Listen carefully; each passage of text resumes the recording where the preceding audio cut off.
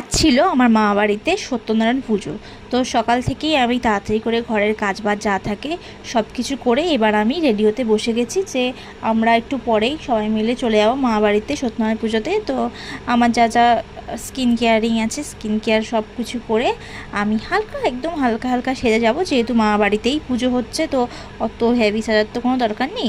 তো আমি টুকটাক যেতে গেলে যেরকম সাজি সেইটাই দেখাবো। বা তোমরা যদি ডিটেলসে দেখতে চাও যে আমি কীরকম কী সাজি বা কী করি, যেহেতু আমি ছোটোখাটো একটা মেকআপ আর্টিস্ট, তো তোমরা যদি দেখতে চাও তাহলে নিশ্চয়ই আমি এরপরে তোমাদেরকে একটা দেখাবো। তো আমার এই তো ক্রিম মেখে মুখে ভেসলিন লাগিয়ে এবার কম্প্যাক্ট লাগিয়ে আমার মুখ পুরো কমপ্লিট হয়ে গেছে। এবার আমি হচ্ছে লিপস্টিক লাগাবো। এই লিপস্টিক শেডটা আমি নিয়েছি ফ্লিপকার্ট থেকে, ভীষণ ভালো শেড এসছে এবং প্রত্যেকটা কালার ভীষণ দারুণ, আমার খুব ভালো লাগে পার্সোনালি। এর ভিতরে একটা কালার যেটা আমি সবসময় পরি, অন্যগুলো এখন যদি আমি ট্রাই করে নিই, একটা কালারই আমার এত ভালো লাগে যে এটাই আমি পরি। তো আমি ওই লিপস্টিকটা দিয়েই চোখের উপরে একটু হালকা করে দিয়ে দিয়েছি, কারণ চোখটা কেমন একটা লাগছিলো, যেহেতু আমার আইব্রো কিছুই করা ছিল না, যেহেতু আমার সামনেই বার্থডে। তো আমি ওই জন্য এখন কিছু করছি না, আমি জন্মদিনে আগে সব কিছু করবো। তো তোমরা যদি আমার জন্মদিনের ব্লগটা দেখতে চাও তাহলে আমাকে কমেন্ট করে জানিও, আমি নিশ্চয়ই আমার জন্মদিনের ব্লগটা তোমাদের সাথে শেয়ার করব।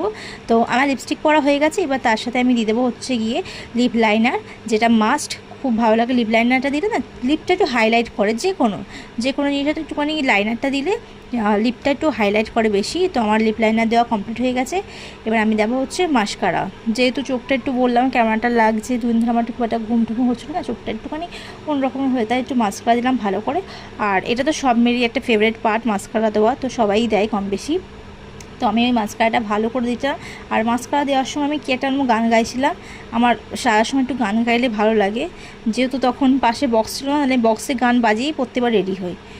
আর যেহেতু তাড়াহুড়ো ছিল, তো তাড়াতাড়ি করেই আমাকে রেডি হতে হবে। আর ওই মাস্কারার একটুখানি দিয়ে আমি ভ্রুটা করে দিলাম, যেহেতু ভ্রুটা খুবই খারাপ অবস্থা হয়েছিল, তাই জন্য ওটাকে একটু ম্যানেজ করার জন্য আমাকে ওটা করতেই হতো। তো এগুলো হচ্ছে ছোটো খাটো টিপস, এইগুলো হচ্ছে। এবার আমি আয়লাইনার খুঁজছিলাম, যেহেতু আয়নাটা শোকেসের ভিতরে একদম কোনায় ছিল, আমি খুঁজে পাচ্ছিলাম, তারপরে পাওয়ার পরে আমি এই তলানটা পরে নিলাম। এবার সব থেকে ফেভারিট পার্ট হচ্ছে টিপ পরা, মানে সালোয়ার পরলে আমাকে টিপ পরতেই হবে। আর আমি জানি না কেন এরকম ভঙ্গিমা করে আমি পরছিলাম, আর যতবার টিপ পরতে আসলাম একটা টিপও বসছিল না আমার কপালে, সব টিপগুলো এরকম খুলে যাচ্ছিলো। এটা পরবো, দেখো এটাও হবে না, এটাও গেল।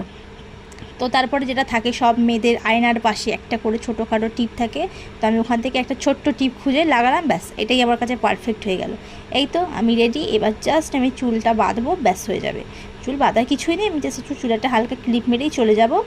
তো তোমরা সবাই আমাকে জানাও যে আমাকে কীরকম লাগছে হালকা